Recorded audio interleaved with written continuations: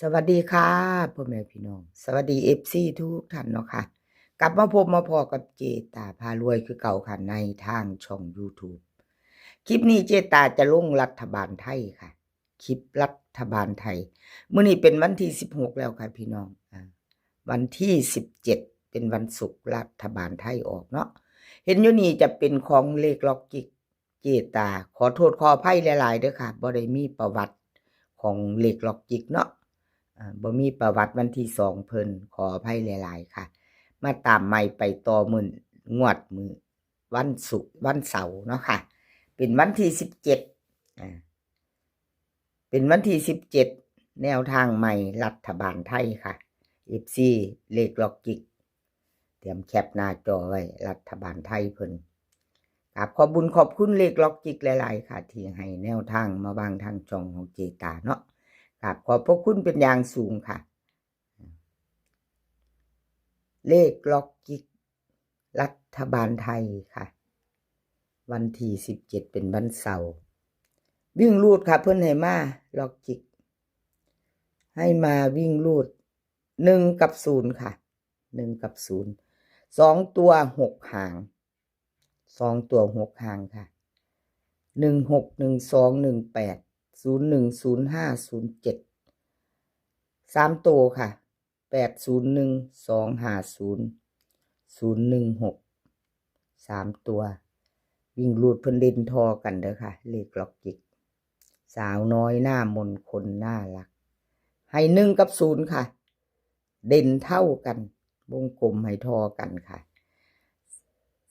2หาง3หาง3หาง2ตัวของเพิ่นมี6หางเนาะค่ะเพิ่นเน้นให้01 05กับ18ค่ะ3ตัวนี้มี2มี3หางเพิ่นก็เน้นแค่2หางเนาะเน้น2หางค่ะเลขล็อกจิก801 250 2ตัว2หางเพิ่นเน้นให้เนาะสาวน้อยหน้ามนต์คนขยันคนน่ารักค่ะไปจะตามต่อกับเพิ่นแคปหน้าจอแคปหน้าจอไปต่อกับเลขล็อกจิกรัฐบาลไทยค่ะรัฐบาลไทยออกวันเสาร์วันที่17เนาะวันที่17รัฐบาลไทยออกเอาไปต่อค่ะไปต่อซีเซียนดังนี่เจตาบ่มีประวัติให้เบิ่งเด้อค่ะขอโทษขออภัยหลายๆของรัฐบาลไทยบ่มีให้เบิ่งขออภัยเป็นอย่างสูงรัฐบาลไทยเซียนซุ่มค่ะเซียนซุ่ม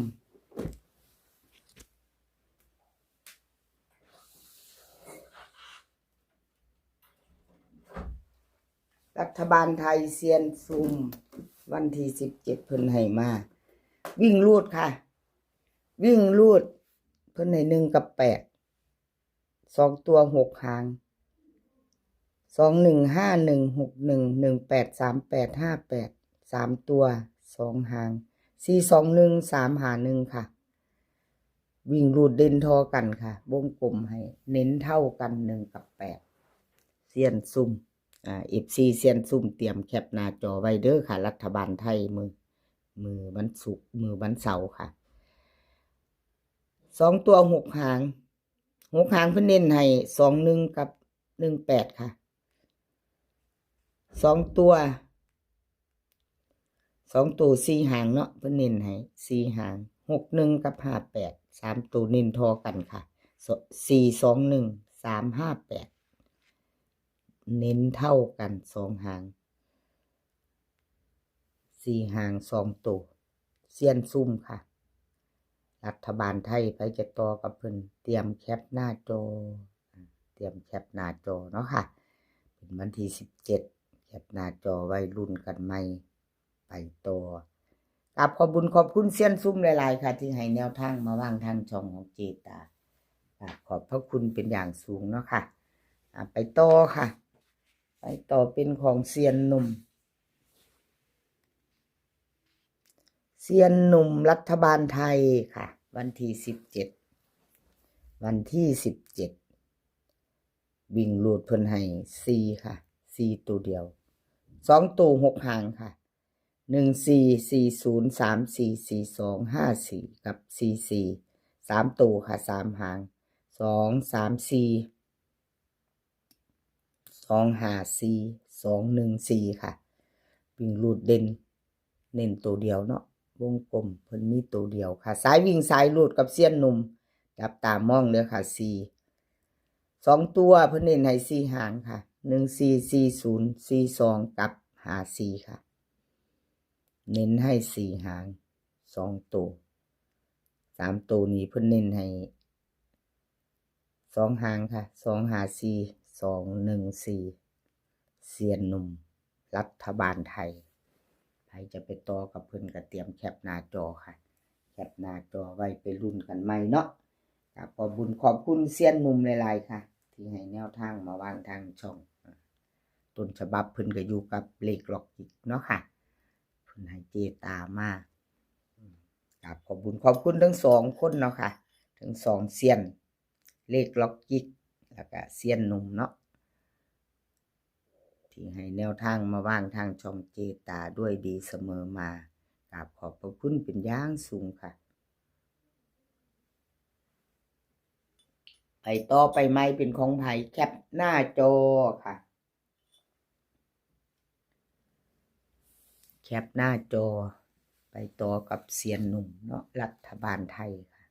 หยิบจับลอตเตอรี่กันไว้ได้เนาะพี่น้องเอาไปพิจารณาชอบก็จัดขัดก็ผ่านเนาะชอบก็จัดขัดก็ผ่านเลขทุกตัวเอามาวางเพื่อเป็นแนวทางโปรดใช้วิจารณญาณในการรับชมเป็นอย่างสูงเนาะค่ะไปต่อกับเซียนจิระค่ะเซียนจิระรัฐบาลไทยเตรียมแคปหน้าจอไผจะไปต่อกับเพิ่นรัฐบาลไทยกับของเซียนจิระเนาะค่ะ FC ใหม่เนาะค่ะ FC ใหม่เพิ่นพึ่งผ่านเขามาเห็นเนาะค่ะมาเห็นทางช่องของเจตาพารวยถ้าชอบแนวทางเดียวกันค่ะแนวทางคลิปนี้จะเป็นของรัฐบาลไทยค่ะจะมี4เซียนดังเลขล็อกจิกเซียนหนุ่มเซียนซุ่มแล้วก็เซียนจิระถ้าชอบแนวทางช่องของเจตาพารวยค่ะมาเป็นครั้งแรกบ่ท่านกดติดตามก็ฝากกดติดตามไว้ค่ะพี่น้อง FC ใหม่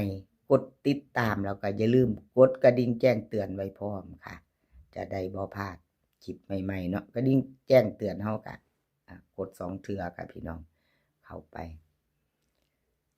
เจตาลงปุ๊บก็จะได้เห็นปั๊บค่ะกระดิ่งแจ้งเตือนอย่าลืม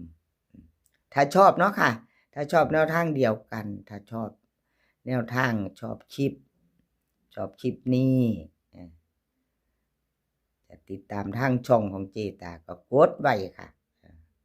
กดไว้ไม่ชอบก็ผ่านไปเนาะค่ะพอชอบเฮาก็ผ่านไปเอาเส้นจิระค่ะรัฐบาลไทยมาตามกันต่อไปใหม่วันที่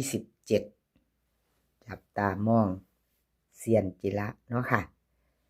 วิ่งรูดเพิ่นให้มา4กับ6ค่ะเพิ่นให้มา2ตัววิ่ง4กับ6 2ตัว4หางค่ะ40604264 3ตัว3หางค่ะ748640 362วิ่งรูดค่ะวิ่งรูดเพิ่นเด่น4วงกลมให้ตัวเดียว4รอง6เด่น4 2ตัวค่ะเพิ่นให้วงกลม2หาง40กับ42ค่ะชอบกระจัด3ตัว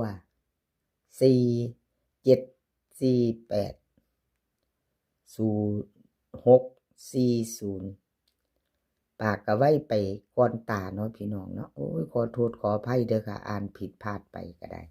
อย่าถืออย่าซ่าเจตาปากไว้ก็ตา